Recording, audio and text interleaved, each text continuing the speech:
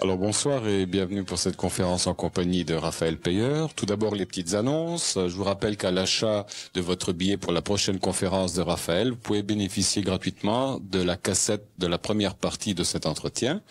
La prochaine conférence de Raphaël aura lieu le samedi 17 mai à 20 heures. Le titre c'est La marginalité. Et dimanche, le 18 mai, il y aura un séminaire sur la psychologie nouvelle donné par Raphaël Payeur, ici même, de 10h à 18h. Bonsoir Raphaël. Bonsoir. Alors, qu'est-ce que notre cher ami Mario Gosselin a choisi de nous entretenir en ce beau jour de la fête des mères? Aujourd'hui, les transactions ou les lois de l'échange. C'est juste. J'en parlais justement avec Mario avant d'arriver ici. Bon, je vais essayer de traiter quand même le sujet d'un point de vue génétique. Alors Mario a toujours peur lorsque j'ai préparé la conférence et que j'arrive avec un point de vue génétique, que je vous parle de la Lémurie, de l'Atlantide, de la période de Saturne, de la période du Soleil. Bon, je vais essayer quand même d'être bref sur cet aspect-là, mais je pense que pour comprendre le phénomène d'une vie de transaction, le phénomène des lois de l'échange et les mécanismes des lois de l'échange, eh bien, il faut faire un peu de genèse. C'est-à-dire qu'il faut remonter un peu à l'origine de l'humanité. Alors, j'irai quand même pas jusqu'à Adam et Ève. Je vais aller jusqu'aux hommes des cavernes. Alors, la semaine dernière, on a parlé de paradoxe. Alors, je vais vous parler un peu en parabole pour commencer la conférence. Et on va remonter, donc, aux hommes et aux femmes des cavernes. Bien sûr, il ne faut pas être sexiste. À l'époque, on le voit venir. Là. Je t'ai changé un bœuf contre ma femme, un couteau contre ma femme, ceci contre ma femme. Oui. Alors, à l'époque de Monsieur et Madame Homo erectus. Bon. Alors, à l'époque, je vous fais quand même une mise en scène, puisque je vous disais la semaine dernière que, finalement, ce que font les conférenciers, c'est de mettre la scène, C-E, accent grave, N-E, dans une mise en scène nouvelle, ou plus récente, ou plus contemporaine. Alors, je vais vous faire une petite mise en scène, en remontant donc dans ce passé, et en le comprenant à travers une parabole, la parabole de Monsieur et Madame Homo erectus. Homo erectus, ça veut dire l'homme qui se relève. Hein? C'est l'homme qui, à peine, a la colonne vertébrale droite, qui est à peine un homme, si on veut. Alors, il était une fois, donc, Madame et Monsieur Homo erectus, qui vivaient dans un petit village, évidemment, d'hommes singes, d'hommes des cavernes, avec des petits australopithèques un peu partout, et qui vivaient une vie, évidemment, de transactions et d'échanges. Alors, comment ça se passait à cette époque très reculée? Bon, il faut d'abord se mettre dans le contexte. Ça va peut-être être un peu difficile au départ, parce que, bon, c'est vraiment très reculé comme période. À l'époque, M. Payette n'avait même pas commencé ses symposiums, hein, ses symposiums internationaux, bon, à Montréal. M. Dussault n'avait même pas eu l'idée du centre de l'universalité. C'est vous dire combien ça remonte dans le temps. Et à cette époque-là, évidemment, il y avait Monsieur Homo erectus qui, tous les midis, partait, bon, ça se passait dans les vieux pays, bien sûr, partait à la chasse, chercher un tricératops ou un dinosaure quelconque pour le dîner, parce que dans les vieux pays, c'est pas le souper, c'est le dîner. Alors, il allait chercher donc un dinosaure pour le dîner. Alors, on est donc quand même un peu situé dans le contexte. Alors, notre Monsieur Homo erectus s'en va dans la forêt chercher son dinosaure, tandis que Madame Homo erectus restait au foyer et écoutait une émission qui commençait à être populaire à cette époque, qui commençait à toucher tout le village. Hein. C'était une émission sur l'ésotérisme expérimental. C'était donné par un certain Monsieur Richard Graine, hein, qui a été semé à tout vent depuis. Alors, c'était une émission qui captivait vraiment toute la population du petit village. Tous les petits australopithèques, puis les Madame Homo erectus écoutaient ça avec attention. Alors que Monsieur Homo erectus était parti à la chasse. Et justement, ce jour-là, c'était un jour très spécial parce que il y avait un conférencier qui était interviewé par l'animateur qui commençait à faire beaucoup de bruit. Hein, parce qu'à l'époque, évidemment, le langage était moins bien articulé qu'aujourd'hui. C'était plutôt des grognements sourds. Hein. Alors, il commençait à faire beaucoup de bruit dans sa tribu. Et dans tous les villages environnants, c'était celui qu'on appelait Bernard du Cro-Magnon, dit aussi Bernard de Néandertal, qui d'ailleurs se réincarnera des millions d'années plus tard pour achever sa mission. Alors, Madame Homo erectus écoutait avec attention ce conférencier très spécial qui lui parlait d'un ésotérisme nouveau et d'une pensée nouvelle de fusion avec les plans supérieurs. Si bien que, durant ce temps-là, évidemment, M. Homo erectus a attrapé son dinosaure, il est revenu près de la caverne en criant Donalda, hein, parce qu'évidemment, il y avait un peu l'accent, Donalda, le dinosaure est arrivé. Alors, vous avez vu Madame Homo erectus, les bigoudis sur la tête, sortir de sa caverne, avec les bras un peu pendants, et puis ses pierres aiguisées, parce qu'à l'époque, on n'en était pas au téphale, hein, on en était à la pierre aiguisée. Alors, avec ses pierres aiguisées, pour aller découper sa viande et la faire cuire. À cette époque aussi, il faut dire qu'on n'avait pas le secours de la religion comme aujourd'hui. Alors, il n'y avait pas de cours d'art culinaire de sœur Berthe ou de sœur Angèle, ça n'existait pas. Donc, parfois, la viande était plutôt brûlée qu'autre chose, mais enfin, faisait son possible. Alors, évidemment, Madame Homo erectus a découpé sa pièce de viande, a commencé à la faire tourner sur la broche, enfin sur une branche, et pour la faire cuire, alors que les petits australopithèques, eux, ont allumé le feu. Tandis que M. Homo erectus, qui avait bien travaillé, s'est assis au pied d'un arbre en lisant la meilleure revue de l'époque, l'Essentiel, qui était arrivé avec un très grand retard à sa caverne, mais c'est pas grave, il l'avait quand même reçu. Et l'histoire donc se poursuit comme cela, et finalement, bon, Donalda appellera son séraphin pour venir manger la viande qu'elle lui a préparée. Ça veut dire quoi? Ça veut dire que dans cette préhistoire, hein, je vous le dis, avant le Centre d'universalité, avant au symposium. Donc, dans la préhistoire, qu'est-ce qui se passait? Eh bien, il se passait une relation d'échange, des lois d'échange entre les individus qui étaient basées sur des échanges de services. Parce que là, je vous ai pas parlé de la vaisselle, hein, parce que je sais que c'est dangereux d'en parler avec vous. Je vous ai pas parlé de la vaisselle. C'est ni Madame Homo erectus, ni Monsieur Homo erectus qui ont fait la vaisselle. Il n'y avait pas de vaisselle. Vous vous rendez compte? Alors, les besoins étaient très limités dans cette humanité. Bon, évidemment, toute relation avec des personnages connus ou des faits authentiques est le fruit du hasard. Hein. Depuis toutes ces années que nos scientifiques nous ont prouvé et démontré avec exactitude que tout n'est que le fruit du hasard, on n'ira pas dire qu'il y a des choses arrangées là-dedans. Donc, c'est par hasard si vous voyez des parallèles. Pourquoi je vous parle de cette parabole? C'est simplement pour vous indiquer qu'au départ, à l'origine de l'humanité, eh bien, les gens avaient des besoins qui étaient très limités, qui étaient orientés surtout sur la satisfaction de leurs besoins vitaux. De telle sorte qu'il n'y avait pas tout cet appareillage qu'on connaît autour, et c'était des échanges de services qu'on faisait. Alors, comme il n'y avait pas une diversification dans l'activité humaine, eh bien, les services étaient très limités. Évidemment, c'était d'aller à la chasse, c'était de préparer le repas, de telle sorte que c'était équitable. Les petits allumaient le feu, hein? Madame Homo erectus faisait tourner sur la broche et puis Monsieur Homo erectus attrapait le tricératops. Donc, c'était tout à fait équitable. C'était une façon d'avoir des lois d'échange entre soi. Ça vous fait peut-être rire, mais c'est très important de situer la première étape dans l'histoire de l'humanité. Si on remonte dans une Genèse, qu'on veut pas trop être plate, eh bien, à l'intérieur de ça, à l'intérieur d'un cadre d'échange de services. Plus tard, les besoins se sont diversifiés. On a commencé à vouloir manger son morceau de dinosaure dans une assiette, pas sur le sol. Ouais. Alors, pour avoir des assiettes, qu'est-ce qu'il fallait? Il fallait que des gens n'aient pas à la chasse et fassent des assiettes. Mais ceux qui n'allaient pas à la chasse, ils avaient besoin de manger. Alors là, on a commencé à faire une spécialisation dans les professions. Alors, il y a eu des potiers, il y a eu des chasseurs, il y a eu des gens dans différentes fonctions, et finalement, ces gens, qu'est-ce qu'ils ont fait? Ils ont commencé à vivre des lois d'échange différentes. Ce n'était plus seulement au niveau des services, ce n'était plus seulement dans le cadre très limité de leur famille, mais c'était dans une échelle beaucoup plus grande qui s'étendait à tout le village, et alors là, on a commencé à faire ce qu'on appelle du troc. Alors, qu'est-ce qu'on faisait? Une personne avait besoin d'une assiette, alors que l'autre avait besoin d'un couteau. Alors, qu'est-ce qu'il faisait? C'était simple. Il donnait l'assiette, puis il prenait le couteau. Alors, c'était basé sur quoi? C'était basé sur la valeur d'usage. Je vais vous parler un peu en termes marxistes parce que, bon, j'ai une formation en philosophie, puis j'ai beaucoup étudié Karl Marx, donc ça ressort toujours un peu. C'était une valeur d'usage à ce moment-là. Donc, essentiellement, si on troquait des objets, c'était pour l'usage que ça nous apportait, pour l'utilité que ça nous apportait. Donc, c'était une valeur d'utilité. Et pendant des siècles, des millénaires, l'homme a échangé comme ça des objets, considérant la valeur qu'ils avaient d'utilité dans les fonctions de leur vie de tous les jours. Alors, comme ça, on a évolué progressivement.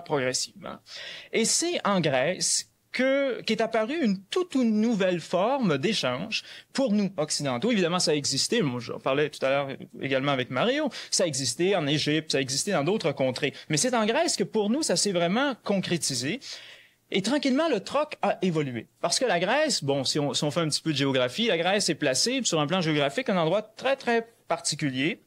où il y a des contacts très faciles. Bon, d'abord avec l'Égypte. Bon, alors sous Psamétique I, en 650 avant Jésus-Christ approximativement, les échanges commerciaux ont été très augmentés entre la Grèce et l'Égypte. D'où le fait que les Grecs sont devenus des philosophes, sont devenus des enseignants, sont devenus des instructeurs, parce qu'ils ont reçu leur enseignement, bon, des anciens maîtres égyptiens.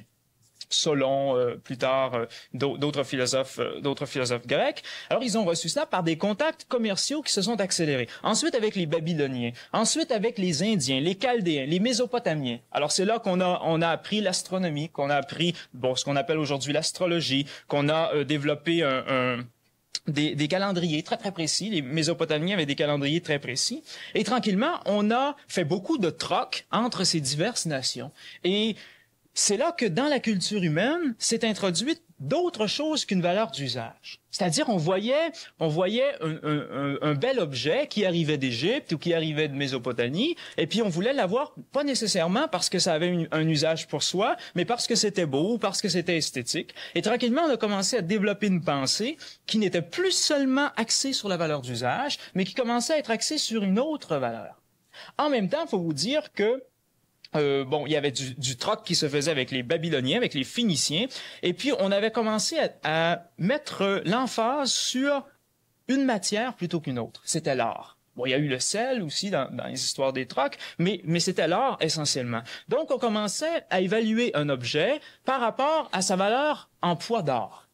Et déjà, on commençait à échanger, donc en Grèce, avec les Phéniciens notamment, des objets contre des poids d'or ou des poids d'argent. Qui d'ailleurs, comme on le verra tout à l'heure, ont une valeur symbolique très importante. Et l'or, aujourd'hui, est encore un symbole de cette relation d'échange entre des gens, un symbole de l'argent. On verra tout à l'heure en quoi. Et c'est vers 700 avant Jésus-Christ, toujours pour éviter les données historiques, c'est 700 avant Jésus-Christ environ, que les rois de Lydie vont commencer à développer un système monétaire qui est semblable au nôtre. C'est-à-dire qu'ils vont émettre des pièces de métal estampillées, garanties d'une certaine valeur. Là, l'humanité va changer du jour au lendemain. Et très rapidement, dans toute la Grèce, va s'étendre ce nouveau système d'échange, qui est le système monétaire, et la pensée de l'homme va être changée. Si vous étiez philosophe, si vous étiez historien de la pensée, que vous vouliez savoir quand est-ce que s'est produit ce que certains auteurs ont appelé le miracle grec, c'est-à-dire que, ça ferait plaisir à bien des gens, le logos, la pensée, a été extirpé du mythe, de la mythologie, a commencé à être rationnel, commencé à pouvoir s'exprimer de manière logique, sans l'intervention des mythes, des dieux, ces choses-là. C'est à cette époque. Alors à cette époque, il y a des conséquences très grandes, parce que ce n'est plus la valeur d'usage, ça devient une valeur d'échange. Ce n'est plus une valeur qualitative. Bon, un verre ou un poteau, un verre, ça a une valeur qualitative, c'est-à-dire que vous prenez ce verre, vous le troquez contre un autre objet, la personne va pouvoir s'en servir. Puis elle va le prendre pourquoi? Parce qu'elle en a besoin, selon la qualité du verre, qui est d'avoir un contenu. Cependant, à partir de ce moment-là, on s'intéressera plus tellement à la valeur d'usage de l'objet en question, mais à la valeur d'échange. Combien ce verre vaut de pièces estampillées des rois de Lydie? C'est ça qu'on va se poser comme question. Il en vaut 10. Alors, qu'est-ce que ça va être, ce verre? Tout à l'heure, je reviendrai là-dessus. Ça ne sera pas un contenant pour y verser un liquide. Ça va être 10 pièces, par exemple, à l'époque. Bon. Alors, on change complètement la mentalité et ça aura des conséquences très graves. Des conséquences qui seront positives, on va les analyser rapidement, et des conséquences aussi qui seront négatives. D'abord, ça change au niveau de la bourgeoisie. Parce que à l'époque, la bourgeoisie, c'était M. Homo erectus qui avait son petit terrain. Puis si quelqu'un entrait sur son terrain, il l'assommait, il allait le mettre un peu dans la forêt, et puis le premier Tyrannosaurus rex qui passait l'avalait. Bon, alors ils pouvaient se débarrasser très rapidement des gens qui les importunaient. Donc c'était une valeur terrienne. Pourquoi? Parce que c'était encore une valeur d'échange. Son terrain, qu'est-ce qu'il représentait? Il représentait un potentiel pour la chasse. Il représentait, un peu plus tard, un potentiel pour l'agriculture. Donc, sa terre, c'était pas une valeur abstraite. C'était quelque chose de très concret avec une fonction très précise. Alors, évidemment, la bourgeoisie était fondée sur les terrains. Alors, le nombre de terrains qu'un individu avait, la grandeur de terrain qu'il pouvait protéger avec, sa famille, plus tard une armée, c'est les rois, c'est l'installation des nations, originellement, eh bien, ça faisait sa valeur. Donc, il y avait une bourgeoisie terrienne et une bourgeoisie je vais employer un mot qui va vous faire frémir, traditionnelle. Hein? Il y avait une bourgeoisie tout à fait traditionnelle, dans le sens où c'était de père en fils que c'était légué. Et ils étaient soutenus par une certaine forme d'éducation, par une certaine forme d'instruction. Ils étaient vecteurs de ce qu'on appelle, si on veut, la tradition. Mais du jour au lendemain, cela change. Du jour au lendemain, il y a une nouvelle bourgeoisie qui émerge tranquillement, basée sur quoi? Sur la possession d'argent. Et c'est une bourgeoisie qui sera mercantile, qui sera basée sur le commerce. C'est pourquoi les philosophes grecs, si vous les lisez un jour, c'est encore pertinent, comme Platon, vont avoir horreur des commerçants, en disant qu'il n'y a rien de pire qu'un commerçant parce qu'il fait rien. Il fait que de l'échange. Hein? Et il fait que remplir, finalement, ses coffres avec de l'argent qu'il va faire au détriment de ses échanges, au détriment des deux personnes, celle qui reçoit puis celle qui donne. Bon, évidemment, c'est une vision qui est peut-être un petit peu négative, mais il faut comprendre à l'époque que des philosophes comme eux ne voulaient pas changer, ne voulaient pas passer de l'ancienne bourgeoisie traditionnelle à une bourgeoisie mercantile. C'est pourquoi ils refusaient le commerce, ils rejetaient le commerce. Mais enfin, tout ça va vous dire que ça change sur le plan social, ça change sur le plan psychologique aussi. Parce qu'autrefois, un homme qui était de haute morale, qui avait une valeur psychologique, c'était un homme qui, par exemple, était courageux, qui était capable d'affronter le dragon. D'ailleurs, ça nous est resté dans nos systèmes traditionnels, d'affronter le dragon, d'affronter les bêtes sauvages, etc., et puis qui avait du courage. Très tôt, ça ne sera plus ça. Très tôt, ce sera celui qui a de la richesse, hein, qui peut dispenser d'une certaine quantité d'argent. Donc, tranquillement, la morale va changer, la psychologie va changer. Et pourquoi je vous fais passer à travers l'histoire, même si des fois c'est un peu pénible?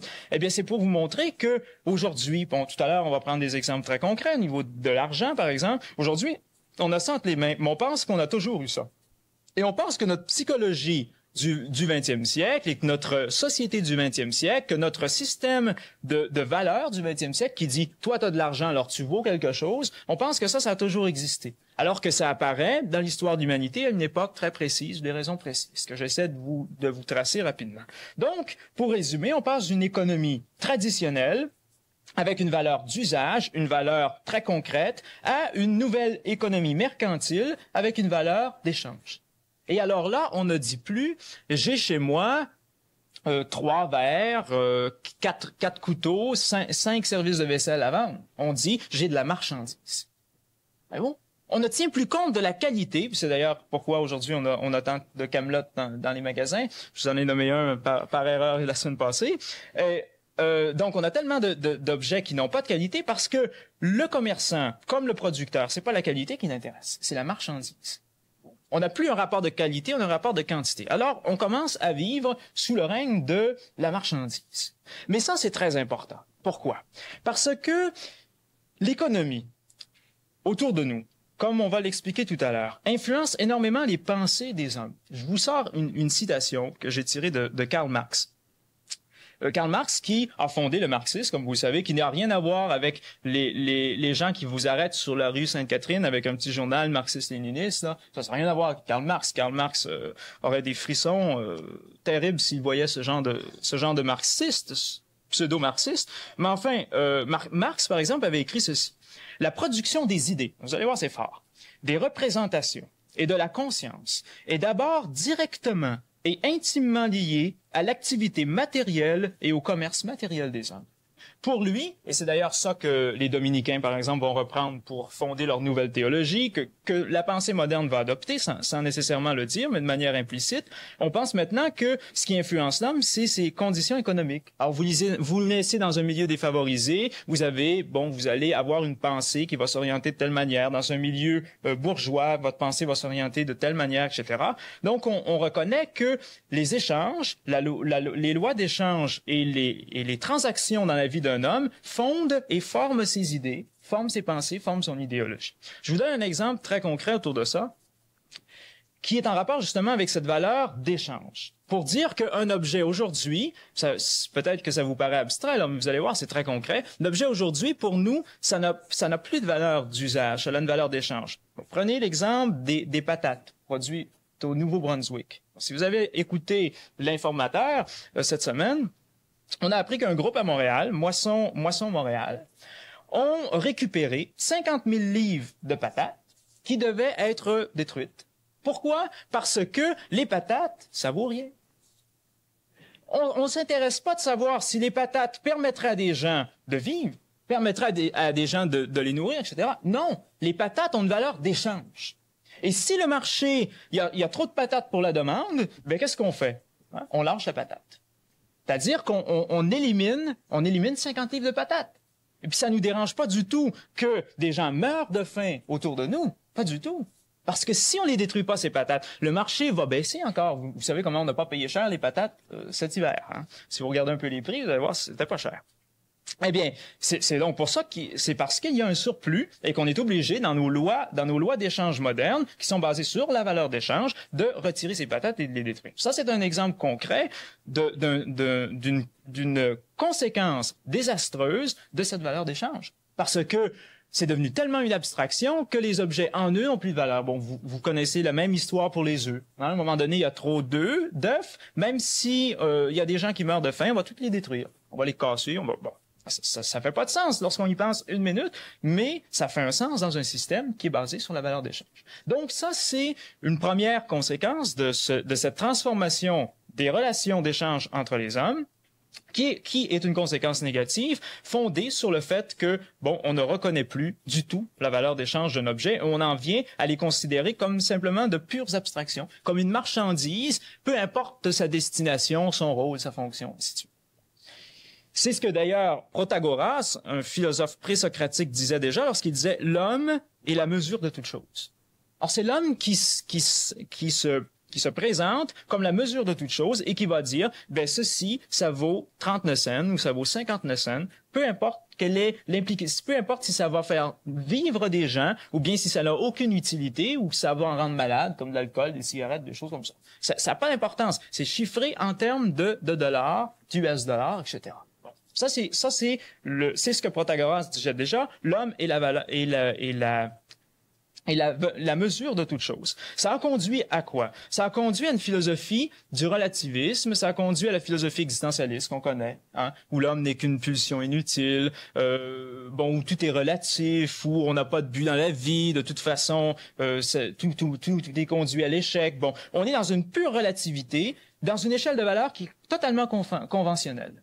Et comme c'est conventionnel, ben ce n'est pas comme, par exemple, dire comme mes grands-parents le disaient à mon père et à ses frères et à ses sœurs, lorsqu'ils laissaient un petit peu de pain ou de patates, prenons l'exemple des patates parce que ça arrivait, lorsqu'ils laissaient un peu de patates dans leur assiette, qu'est-ce qu'ils leur disaient?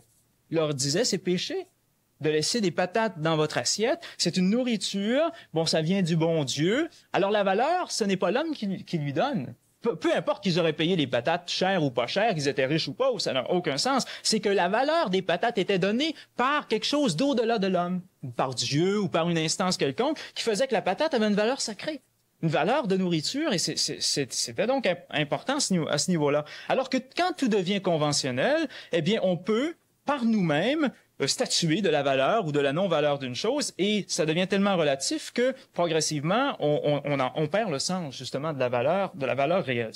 Alors ça, c'est une conséquence négative. Je m'arrêterai là sur les conséquences négatives puisque je pense que vous saisissez quand même le sens de tout cela. Il y a eu quand même une conséquence très positive. Et ça va nous amener au sujet de la conférence de ce soir, c'est-à-dire les lois d'échange et les transactions dans la vie. La chose positive qui est sortie de cette création de la monnaie, de cette création, autrement dit, de l'argent, c'est l'abstraction. C'est à partir de ce moment-là, je vous disais tout à l'heure, que le logos de l'homme se libère du mythe, dans le sens où l'homme ne verra plus des dieux se battre ou n'utilisera plus l'imagerie mythologique. Bon, c'est peut-être un drame, mais c'est peut-être une utilité aussi. N'utilisera plus l'imagerie mythologique pour s'exprimer, mais simplement le logos, l'abstraction. Ça ira très loin, ça ira tellement loin que Parménide, par exemple, ne sera plus du tout intéressé, bon, c'est encore en philosophie grecque, sera plus du tout intéressé aux êtres. Il va dire tout ce qui doit intéresser le penseur, c'est l'être. C'est différent, l'être puis les êtres. Alors, tranquillement, on va aller vers l'abstraction. Et on va entrer, là, vous pensez que je vous parle de l'histoire de la philosophie, mais regardez comment on vit aujourd'hui. On parle d'atomes. Ça n'existe pas, un atome. On parle de cercles.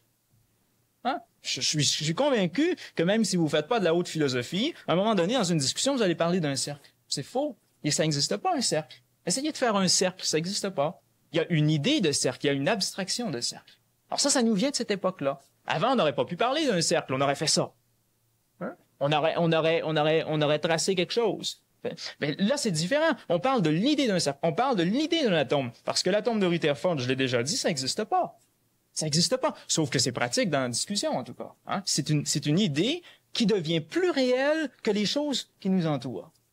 C'est ce que Platon et Aristote ont appelé respectivement l'idée puis la forme. Hein? Alors eux, ils vont parler de l'idée de quelque chose ou de la forme de quelque chose comme étant plus réelle que la chose elle-même. Alors ils vous parlent d'un cercle. En géométrie, on parle d'un cercle. En géométrie, on parle du point géométrique. Ça n'existe pas. Un point géométrique, ça n'a pas de dimension. Hein? Puis c'est plus réel que les dessins que vous allez faire sur votre tableau, qui sont des approximations de cercles, des approximations de triangles. Hein? Comme lorsque vous parlez d'un homme, c'est une approximation d'homme. Ça répond pas à tous les critères que vous faites de ce qu'est un homme. Bon.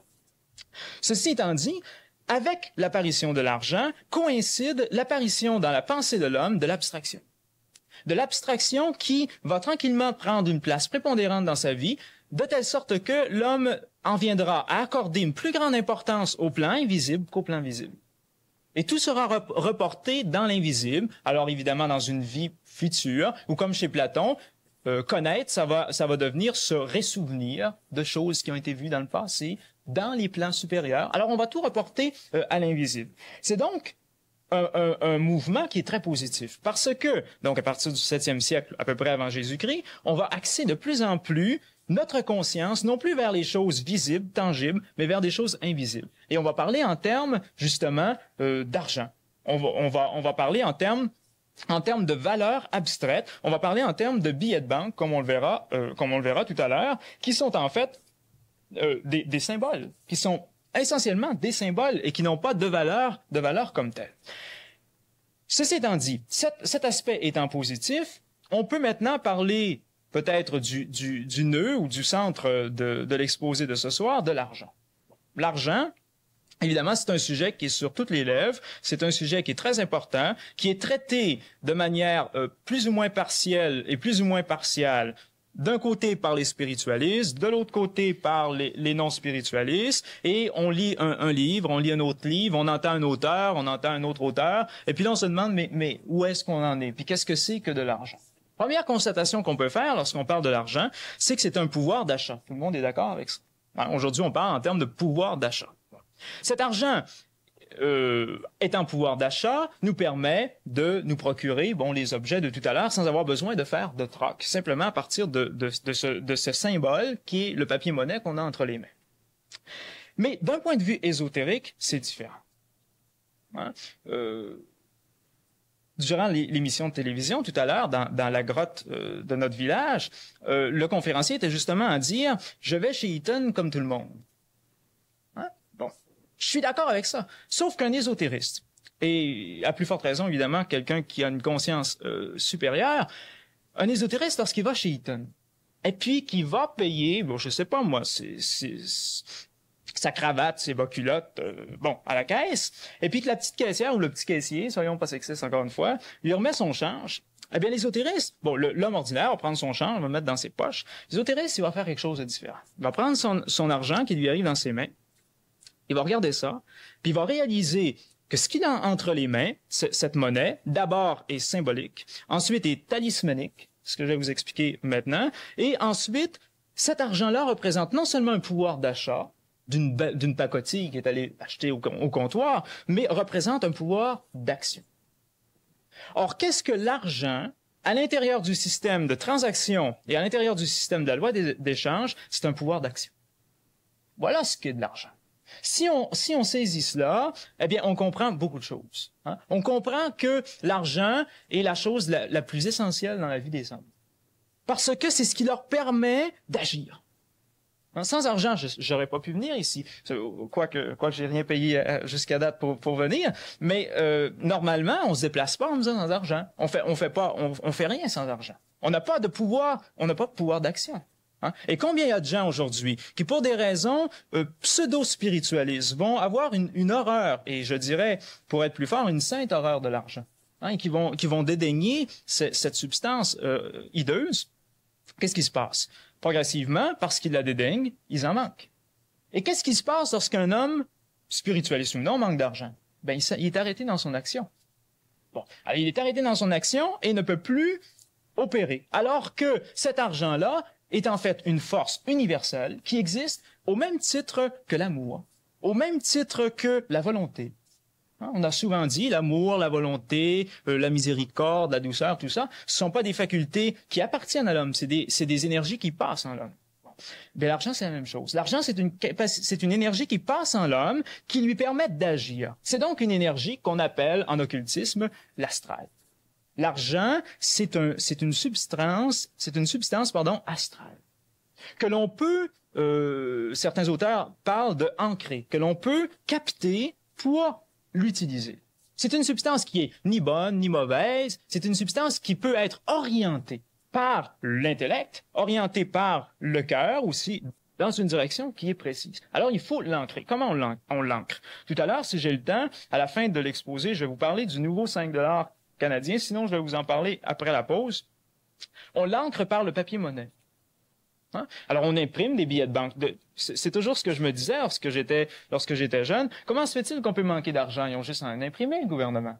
Hein? À la limite, c'est vrai. Hein, j'ai un ami à Sherbrooke qui dit « l'argent pousse dans les arbres ». Parfois, j'ai envie de lui dire « ça serait le temps d'en cueillir hein? ». Mais il a principalement raison. C'est-à-dire qu'il y a de l'argent partout dans l'univers. C'est la substance astrale même qui nous entoure. Et on peut la capter. Bon, un moyen, c'est d'imprimer donc de l'argent. Ça la fixe. C'est un espèce de talisman. Au même titre que ce que les jeunes appellent aujourd'hui un carnet de chèques.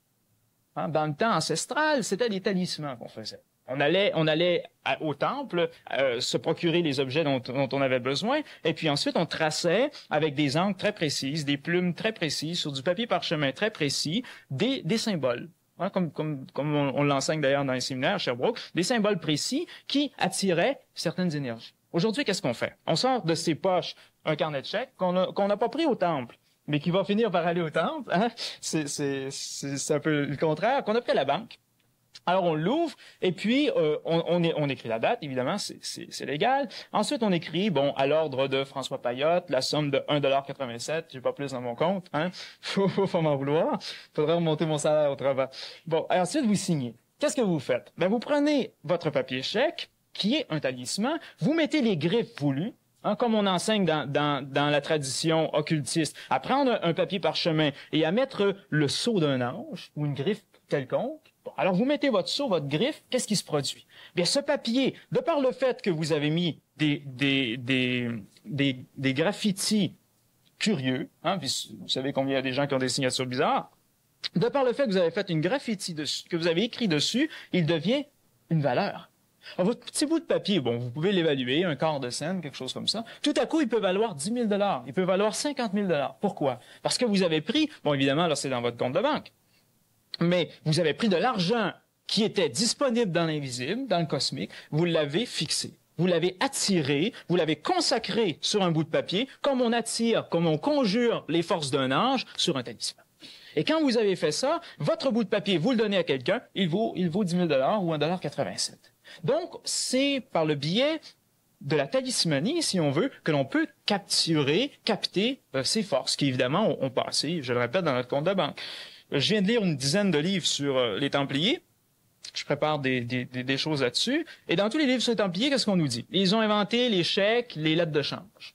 Hein? Qu'est-ce que ça veut dire quand on dit que les Templiers ont inventé les chèques et les lettres de change? Bon, si les Templiers existaient aujourd'hui, qu'est-ce qu'ils auraient inventé? Les transferts bancaires par ordinateur. Qu'est-ce que le Templier voulait faire? Il voulait, encore une fois, et de façon encore plus forte, parce qu'il en avait reçu une mission particulière des plans célestes, il avait pour mission d'accélérer l'abstraction de l'argent. Il avait pour mission d'accélérer l'abstraction de l'argent de telle sorte que les gens, bon, on a dit, c'est parce qu'il y avait beaucoup de brigands en Europe, et puis les gens qui se déplaçaient d'une ville à l'autre, ils se faisaient piller. Alors, ils laissaient ça dans les commanderies templières. Bon, ça, c'est la raison exotérique. Hein. Il faut quand même aller un petit peu plus loin que ça. Se rendre compte que c'était pas juste ça. C'était le fait que des gens, à un moment donné, n'avaient rien sur eux. N'avaient pas de sac d'or encombrant, n'avaient rien qui représentait une valeur quelconque, mais ils avaient des papiers, ils avaient des engagements avec les Templiers qui faisaient qu'ils étaient riches. Ça, c'est intéressant. Et c'est pourquoi les Templiers ont accéléré cette force, pour progressivement rendre de plus en plus cette valeur monétaire, ce fluide astral, abstrait, abstrait, abstrait, au point où on le désincarne complètement.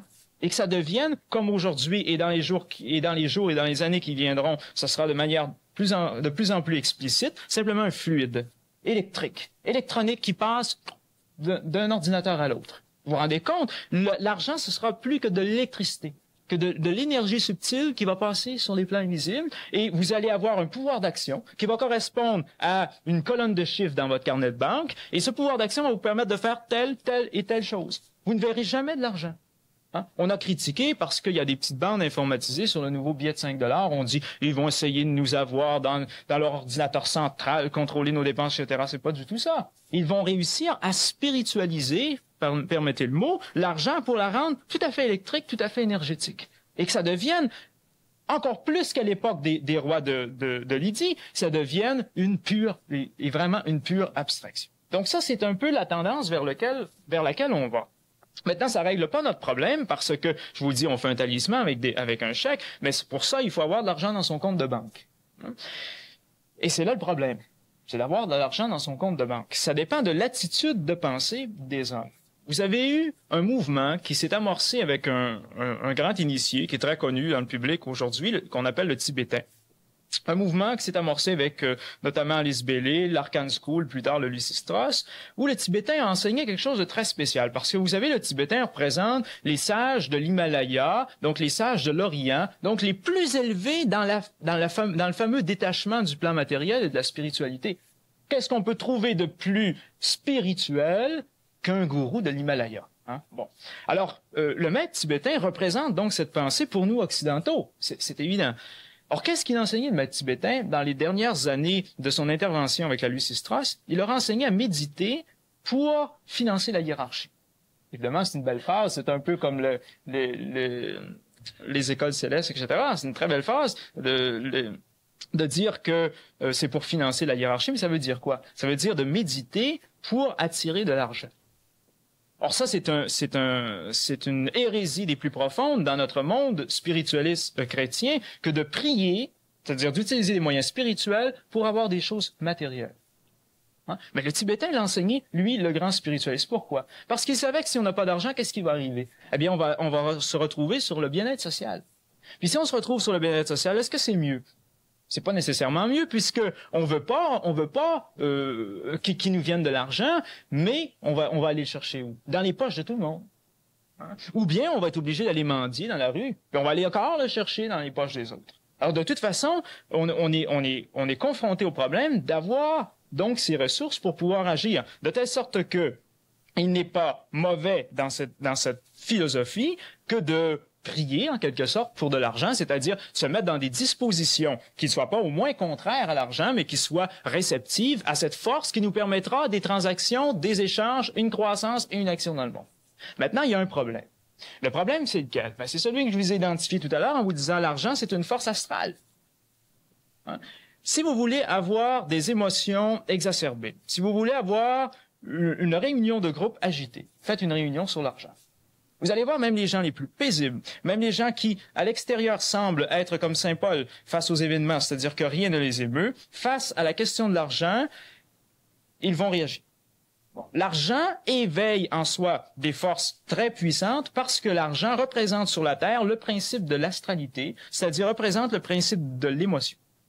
Représente positivement le principe d'action, mais par contrepartie, le principe de l'émotion, le principe de cette force, justement, qui ébranle chaque homme parce qu'on est, malheureusement, pas rendu à une totale pureté de ce corps émotionnel. Donc, lorsque il est simplement question d'argent, lorsque on fait simplement voir un billet de banque, bon, évidemment, il y en a qui c'est plus fort, Séraphin, tout à l'heure, lorsqu'il voit son billet de banque, ça le rend presque fou, mais à divers degrés, on va avoir une attraction émotionnelle par rapport à l'argent et une réaction émotionnelle à l'intérieur par rapport à cet argent. Parce que l'argent a, justement, porte et vecteur de ce principe d'action qui est ce principe de l'astral. Maintenant, chose importante aussi, vous connaissez le vieil adage qui dit que on ne peut pas servir à la fois Dieu et Mammon. Qu'est-ce que ça veut dire? On ne peut pas servir à la fois Dieu et Mammon. Je viens de vous dire que les maîtres de l'Himalaya enseignent de prier pour avoir de l'argent. Qu'est-ce que ça veut dire? Comment concilier ça? Eh bien, voici, c'est que l'argent est une dimension astrale, mais dans l'astral, vous savez, il y a deux grandes régions particulières. La première région, on l'appelle dans les mouvements occultistes le haut astral, le monde du désir supérieur, peu importe. Le haut astral dans lequel résident les messagers de Dieu, résident les instructeurs, résident les anges, résident les forces célestes, les forces divines. Ce haut astral, on l'appelle, lorsqu'on parle des relations d'échange entre les hommes, Dieu. Le bas astral, qui renferme ce qu'on appelle le kinome, c'est-à-dire le monde des ténèbres, toutes les entités démoniaques, sataniques, lucifériennes, etc. Ce monde du bas astral, on l'appelle du nom de Mammon, parce que Mammon, c'est l'intelligence rectrice, au niveau notamment des relations d'échange entre les hommes. Alors, on l'appelle du nom de Mammon. Tout à l'heure, je vous disais, les Templiers avaient pour rôle de rendre plus abstrait l'argent. Mais ils avaient aussi un rôle qui est totalement inconnu, dont personne n'a jamais parlé, qui était un rôle d'exorcisme. Les Templiers avaient été mandatés par la Grande Loge Blanche, c'est-à-dire les chefs de ce monde, le gouvernement invisible de Charon, tout ça, avaient été donc mandatés par les maîtres de la Grande Loge Blanche pour faire une chose très importante, pour faire un exorcisme de l'argent. C'est-à-dire pour chasser de l'argent ou neutraliser dans l'argent le bas astral et le rendre totalement spirituel. Alors évidemment, sur le plan extérieur, ça voulait dire quoi? Ça voulait dire de prendre l'épée contre Clément V. Ça voulait dire surtout prendre l'épée contre Philippe le Bel, qui était le roi de France et qui, lui, servait Mammon, un peu comme Clément V. Alors, il devait combattre les puissances de ce monde, si on veut, ceux qui contrôlaient cette dimension, cette basse dimension de l'argent. C'est d'ailleurs pourquoi les Templiers ont échoué. D'ailleurs, pourquoi les Templiers ont été dissous. C'est qu'il y avait des hommes à l'intérieur qui n'étaient pas préparés à faire ces exorcismes et qui se sont laissés tranquillement illusionner par la dimension du bas astral de l'argent et qui sont devenus simplement des vils manipulateurs d'argent. On connaît comment les Templiers ont fini, malheureusement, avec... c'était pire que les banquiers du 19e siècle. Bon. Ces deux dimensions au niveau de l'argent, eh bien, ça explique toutes les positions qui sont prises actuellement, par exemple, dans les écoles spirituelles, dans les écoles religieuses, où on refuse de faire du commerce. Vous savez, j'ai commencé dans l'ésotérisme avec une âme très, très pure et très innocente. Et j'avais reçu la visite, j'étais rosicrucien à l'époque, j'avais reçu la visite d'un Templier de Québec. Ça m'impressionnait, évidemment, un Templier qui venait me rencontrer. C'était pour me demander de l'argent, de toute façon. Mais, en fait, je le savais, mais ça m'impressionnait quand même. Jusqu'au moment où il m'a appelé de Sherbrooke parce qu'il savait plus où se rendre. Alors, je dis, tiens, il n'y a pas la science infuse, il sait pas comment se rendre chez nous. Première déception. Deuxième déception, il me dit, je suis chez Saint-Hubert Barbecue. Il dit, tiens, les néo-Templiers. Évidemment, je comprendrais madame Homo erectus, mais un Templier quand même. Bon, il était chez Saint-Hubert Barbecue. Alors pour moi qui était innocent et qui croyait qu'il n'y avait que le végétarisme pour être un homme sain et spirituel, ça m'a un petit peu surpris. Quoique, lorsqu'il est arrivé chez moi, on a discuté un peu et puis il m'a dit, mais écoute, c'est normal que dans un ordre templier, il y a une cotisation. C'est pas normal qu'il y ait une cotisation. Moi, je trouvais pas ça normal parce que je dis c'est pas vendre. On peut pas vendre des enseignements spirituels, ça se fait pas. Alors il m'a dit, on vend pas les enseignements, on vend les monographies. Parce qu'il était rattaché à une autre école qui diffuse à grands frais des monographies. Alors, on vend nos monographies, on vend les frais de poste, des choses matérielles. On vend pas l'enseignement. Je lui ai dit, moi je suis rosicrucien, j'ai jamais payé de cotisation. Alors il m'a dit, ah bon? Alors vous êtes pas rosicrucien à Morque? J'ai dit non, je suis pas rosicrucien à Morque, je suis rosicrucien à tel. Il me dit, ah mais cette école-là c'est pas surprenant, ils font leur argent avec leurs livres. Alors, je me suis assis, je connaissais pas l'administration de l'école à ce moment-là, j'ai dit, est-ce qu'ils font de l'argent avec leurs livres? Bon. Et plus tard, je me suis rendu compte que, de fait, il y avait une certaine activité commerciale autour des livres. Et bien voilà. Il y a cette activité commerciale qui, tranquillement, sous des couverts qui apparaissent légitimes au départ, s'infiltre dans les écoles spirituelles de telle sorte que, c'est pas négatif, sauf que ça introduit l'énergie du bas astral, qui est une énergie de domination. Parce que si on voulait qualifier les deux énergies, on dirait en haut, le haut astral, c'est les énergies de service. En bas, c'est les énergies de domination. Bon. Si vous faites du commerce, c'est-à-dire si vous commencez une relation commerciale, d'échange avec de l'argent, à l'intérieur d'un système quelconque, vous ne faites pas le mal. C'est évident. Hein? Bon, je vends des revues, je vends des cassettes, je pense pas faire le mal du tout. Hein? Vous faites pas le mal, mais vous êtes à un certain taux vibratoire. Vous utilisez les lois du commerce, qui sont les lois actuellement dirigées dans l'invisible par l'Agartha, c'est-à-dire par le gouvernement de la domination. Autrement dit, votre billet, votre pièce de monnaie, qui était un talisman pur au départ, lorsque vous la donnez à quelqu'un contre échange de quelque chose, vous entrez dans une relation de conséquentialité. Vous savez combien depuis des mois ici, à chaque conférence, je vous dis, il n'y a pas seulement la conséquentialité, il n'y a pas seulement la logique de Spock, hein, mais il y a aussi le don gratuit, il y a aussi le fait que l'homme supramental ou l'homme christique ou l'homme amoureux, il y a des gens de Québec ce soir ici, on veut dire l'homme christique, bon, le fait que l'homme christique qui s'exprime à l'intérieur d'un individu, eh bien, va faire en sorte de relever cette loi et de dire, cette loi d'échange dont vous voulez que je parle ce soir, ce n'est pas tout. Et on peut briser cet échange. On peut briser cet échange en prenant un billet de 5 $ en le donnant à quelqu'un, sans qu'il nous donne absolument rien. Hein? Ça, c'est l'exemple d'une personne qui va à l'Oratoire Saint-Joseph, pourquoi je prends cet exemple-là, c'est que je suis passé proche tout à l'heure, va à l'Oratoire Saint-Joseph, prendre de l'argent. Il y a deux possibilités. Ou bien elle met de l'argent dans le tronc en se disant, je veux que ma grand-mère sorte du purgatoire, ou je veux obtenir telle bénédiction. Alors là, elle est dans le commerce, relation commerciale. Bon. Ou bien elle prend de l'argent, la met dans le tronc, puis elle dit, il faut bien qu'ils entretiennent l'oratoire, qu'ils logent les prêtres, etc. Elle le donne sans vouloir avoir rien en retour. Les deux choses sont très différentes. Lorsqu'elle le donne gratuitement, qu'est-ce qui se passe? Il y a une alchimie de l'argent. C'est-à-dire que la dimension du bas astral, qui était une dimension de domination, qui était une dimension reliée, traditionnellement à ce qu'on appelle mammon, peu importe le terme, eh bien, cette dimension-là est exorcisée. Elle est exorcisée parce que vous ne la nourrissez pas.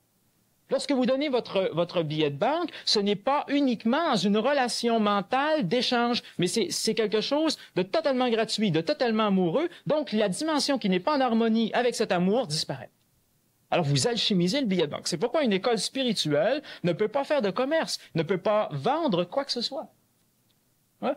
Sinon, on justifie tout. Hein? Sinon, on justifie la cotisation. Si vous vendez un livre avec une petite marge de rien, mais c'est juste une petite marge de rien, vous pouvez justifier la cotisation en disant, faut bien payer nos cours, faut bien payer nos frais postaux, faut bien payer ceci, cela. Vous justifiez également de faire des séminaires ou des conférences en chargeant de l'argent. Pour une école spirituelle, ça se fait pas. Pour un centre comme ici, c'est nécessaire. Pour une école spirituelle, ça se fait pas. Mais vous allez dire, c'est pas l'enseignement qu'on vend, c'est la chaise. C'est le local qu'on est obligé de louer, c'est les affiches qu'on est obligé d'envoyer, etc. On justifie donc toujours. Ce qui fait qu'on est dans cette dualité, dans ce déchirement, en se disant, d'une part, il y a les écoles spirituelles, initiatiques. Moi, je qualifierais là les écoles religieuses et initiatiques, qui ne peuvent pas utiliser ce mode de l'échange, mais qui travaillent uniquement au niveau de la loi d'amour, donc d'un pur transfert d'énergie qui n'a pas une conséquence. Et puis, il y a tout le reste. C'est-à-dire, il y a tout le monde dans lequel on vit, avec lequel on doit travailler, et on doit travailler de manière intelligente aussi. C'est-à-dire que on fonctionne dans un cadre d'une certaine manière, mais il faut reconnaître que dans certains autres cadres, il faut fonctionner de manière à être intégré à ce cadre.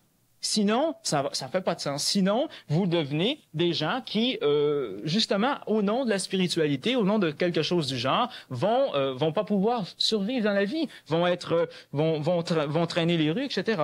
Donc, il faut bien placer les choses. D'une part, sur un plan, disons, spirituel initiatique, payer quelque chose, c'est ce qu'on appelle de la simonie. Depuis que Simon le magicien avait demandé au premier pape, Saint-Pierre, de lui vendre ses pouvoirs. Il a demandé de vendre ses pouvoirs. Saint-Pierre avait refusé, évidemment. Depuis ce temps-là, à chaque fois qu'on parle de vendre une initiation, de vendre un pouvoir, de vendre une formation mystique ou ésotérique, on dit c'est simoniaque. Lorsque vous envoyez votre 10 $ à l'église pour faire chanter une messe pour telle personne, c'est simoniaque. Non seulement c'est simoniaque, mais c'est sacrilège. Non seulement c'est sacrilège, mais la messe est invalide et nulle. Alors, vous avez beau faire chanter 10 000 messes à 10 $, vous n'aurez aucun résultat. Parce que sur ce plan-là, qui est le plan de l'amour, on ne peut pas marchander. Vous comprenez l'idée, je pense. Je pense que là, je viens de la voir d'ailleurs, je viens juste de la comprendre moi-même. C'est le marchandage. On n'a pas le droit, dans le plan initiatique de marchander. C'est-à-dire, on n'a pas le droit de fonctionner selon cette fameuse loi d'échange. Et si on fonctionne selon cette loi d'échange, on entre dans le schéma arimanien, à la limite, de ce fameux raisonnement comptable dans lequel on n'est pas capable de sortir. Mais si on met ça de côté, parce que c'est pas le sujet de ce soir, mais il fallait le signaler quand même parce que c'est important de le savoir, qu'on mette de côté la simonie, eh bien, reste justement cette dimension de l'échange, cette dimension des transactions qui sont faites justement avec cet argent.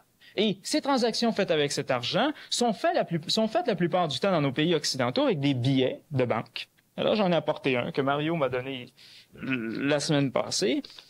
On ne dira pas qu'il n'influence pas mes conférences. Un billet de banque est un nouveau billet de banque de 5 $ qui est sorti vers le 5e mois de l'année 1986. 5e mois, hein, c'est le mois de Marie, c'est le mois de mai. C'est pas sûrement pas ce que Mario aurait dit, mais enfin, c'est important, et c'est l'année internationale de la paix. Donc, il doit avoir une signification. C'est un billet de 5 $ le 5e mois. Encore une fois, sur le plan numérique, une certaine forme de signification. Alors, on regarde ce billet-là, et qu'est-ce qu'on y découvre? Eh bien, on découvre une chose qui est fondamentale.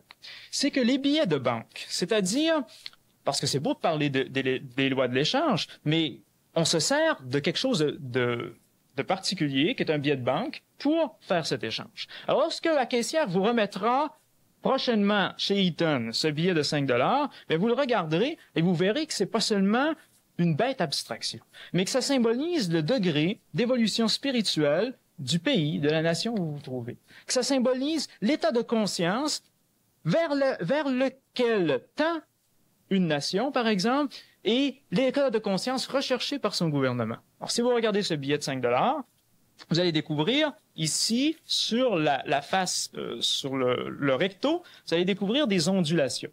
Hein? Des ondulations qui sont tout à fait celles de la symbolique du signe astrologique du Verseau. Ondulation. Exactement ces ondulations que vous retrouvez là.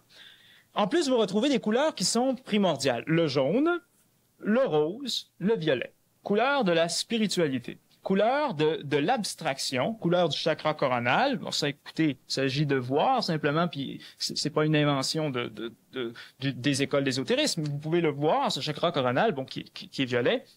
Eh bien, donc vous avez ces couleurs de spiritualisation, ces couleurs d'ondulation, c'est-à-dire d'électrification de l'air. Donc, une tendance vers l'air du Verseau. D'autre part, le billet lui-même semble être dépourvu, comme les anciens billets en étaient pourvus autrefois, d'espèces de frontières, d'espèces de cadrage très sévères. Il n'y a pas de cadrage sévère ni sur le recto, ni sur le verso. Mais alors là, le verso, c'est intéressant. Parce que le verso, autrefois, le verso, justement, autrefois, c'était un bateau de pêche. Je crois que j'en ai un aussi. C'est pas que j'ai beaucoup d'argent. J'en ai pas dans mon compte de banque, j'en ai un petit peu dans mon porte-monnaie. Enfin. Vous avez donc sur l'ancien billet de banque, on s'est arrangé avec le gars des vues pour les 200 piastres. Hein. Avec le verso, donc, vous avez le bateau de pêche avec de l'eau, évidemment. Comme vous allez retrouver ici sur le nouveau billet de 5 $, de l'eau. Hein, vous avez de l'eau. Mais il y a une chose intéressante à remarquer, c'est que là, il y a un bateau. Qu'est-ce que ça vous fait penser un bateau? Moi, évidemment, avec mon petit côté traditionnaliste Rose-Croix, comme dit Richard, eh bien, ça me fait penser à Saint-Pierre. On peut penser au premier pape. Ça me fait penser à la pensée des poissons. Parce que à quoi ça sert, ce bateau-là? Ben, vous voyez les filets. Bon, vous les verrez sur vos anciens 5 $. On jette des filets de pêche. C'est symbole de l'ère des poissons. Alors, tandis que vous payez votre engrais pour votre jardin, parce que c'est le temps de fertiliser. Vous payez votre engrais pour votre jardin avec vos billets de 5 $. Qu'est-ce que vous faites? Vous manipulez, vous conscientisez même de manière inconsciente ce bateau, cette eau. Vous avez un archétype, ce qu'on appelle un archétype ou un symbole qui entre dans votre conscience. Et ça vous harmonise à cette ère des poissons. Ça vous harmonise à cette idéologie de péché. Donc, bon, cette idéologie de l'ère des poissons. Celle-ci, qu'est-ce qu'on retrouve? Il n'y a plus de bateau. Il y a un oiseau. Or, on n'invente rien en disant que l'oiseau est le symbole des messagers de l'invisible, le symbole des messagers des dieux. Pensez à la colombe dans notre tradition judéo-chrétienne. Pensez à Quetzalcoatl, hein, dans la tradition dont vous parle Daniel Kemp. Pensez aux différents oiseaux qui vont se retrouver en Égypte. Par exemple, le cercle, le soleil rat ailé. Bon, vous allez toujours retrouver l'idée d'oiseau comme symbole de ces messagers des dieux. Or, on sait très bien en ésotérisme que l'ère du Verseau va nous mettre en contact avec quelque chose de différent. Durant l'ère des poissons, c'était avec des poissons qu'on était en contact. Les poissons, c'est les hommes, c'est le règne humain. Durant l'ère du Verseau, ce sera avec les anges, c'est-à-dire avec ces messagers sur les plans subtils de la divinité, symbolisés par des oiseaux. Alors, vous avez une idée d'ère du Verseau avec cet oiseau qui est là et avec beaucoup d'autres choses dont on pourra peut-être parler plus tard si vous avez des questions. L'eau, par exemple, qui change de couleur. Ici, évidemment, puisque la dominante du billet est bleue, mais c'est sûrement pas un hasard, l'eau était bleue. Ça se comprend. L'eau n'est pas bleue ici. L'eau est jaune-orange, l'eau est violette. Est-ce que c'est compréhensible que de l'eau soit violette ou jaune-orange? Peut-être avec des retombées radioactives quelconques, mais disons que c'est pas l'idéal. Donc, ça doit être symbolique, cette affaire-là. Pourquoi on a mis l'eau orange? Pourquoi on l'a mis violette? Prenons juste ces deux couleurs-là. Le violet, encore une fois, c'est cette couleur au terme du spectre électrovisible, du spectre visible, le spectre électromagnétique visible. Au-delà de ça, c'est l'invisible, l'ultraviolet. Bon, c'est pourquoi c'est pas un rapport c'est pas un rapport nécessaire, mais c'est aussi la couleur qui se retrouve au chakra coronal de l'individu, symbolisé par la calotte épiscopale dans l'Église. Alors, ce violet, c'est la couleur de la spiritualisation. L'eau, qu'est-ce que c'est? L'eau, en tradition et dans toutes les imageries. Puis vous n'avez pas besoin d'être traditionnaliste ou de connaître par cœur votre dictionnaire des rêves pour ça. Quand vous rêvez la nuit et puis que vous voyez de l'eau, ça symbolise les émotions. Peu importe que vous le sachiez ou non. C'est ce que Carl Gustav Jung, si on veut parler dans des termes contemporains, a découvert au niveau de ces archétypes en psychanalyse. Et c'est ce qu'on utilise toujours en science, c'est-à-dire qu'il y a des images archétypales dans l'invisible dont on ne sait pas nécessairement la signification, mais qui ont une profonde influence, sur notre inconscient. Alors, Carl Gustav Jung a démontré ça, c'est pas la peine de vouloir aller plus loin dans ce domaine-là, mais l'eau, donc, symbolise les émotions. Spiritualisation des émotions de l'eau violette.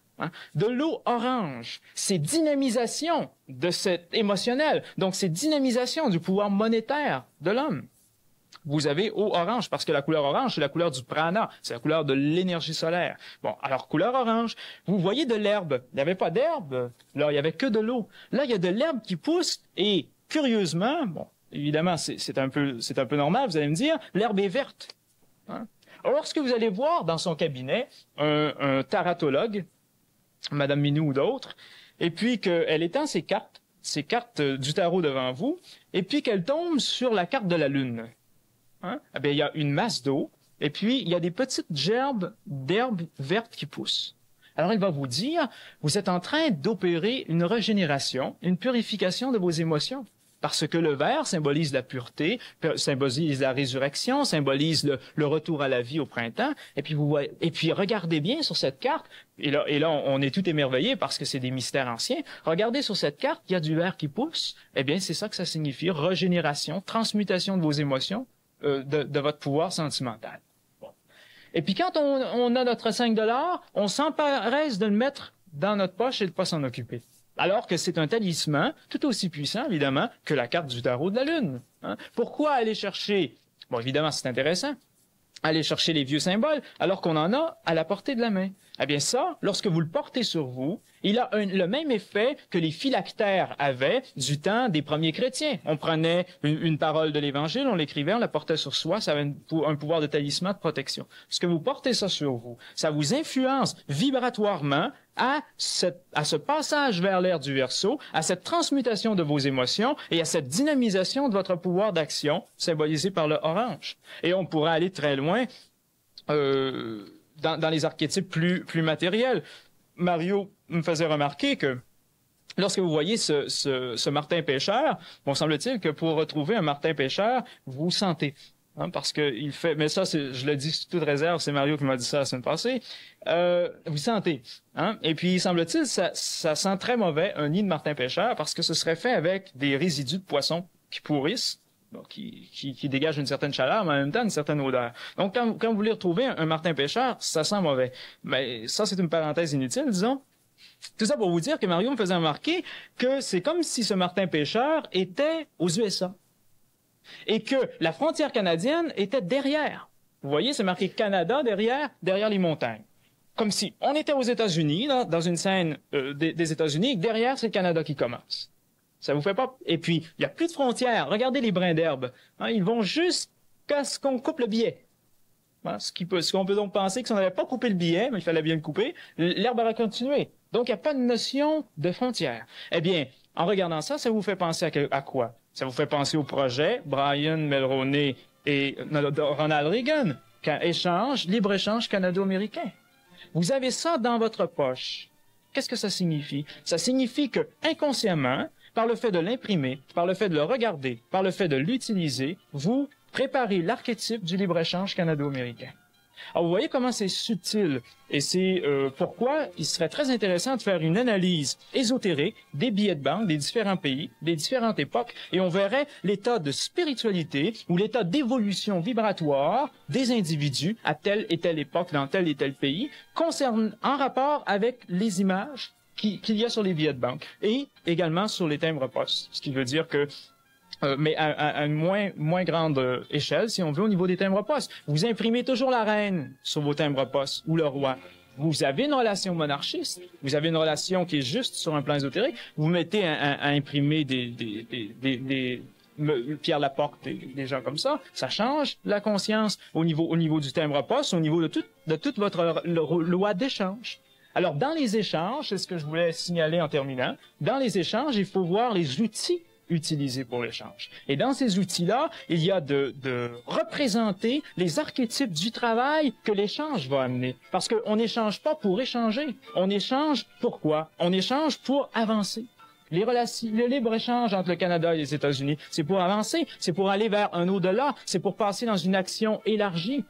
Alors, l'échange avec un individu, c'est toujours dans ce sens-là. C'est toujours un sens d'augmenter son potentiel, d'aller plus loin, de cheminer davantage dans son évolution. Et, évidemment, les outils utilisés, eh bien, ce sont ce type de symboles. Alors, tout est important. Les moindres détails sont importants. Le fait que ça soit imprimé après la catastrophe de Tchernobyl et après le bombardement de la Libye par Ronald Reagan, eh bien, ça a une signification. Ça vient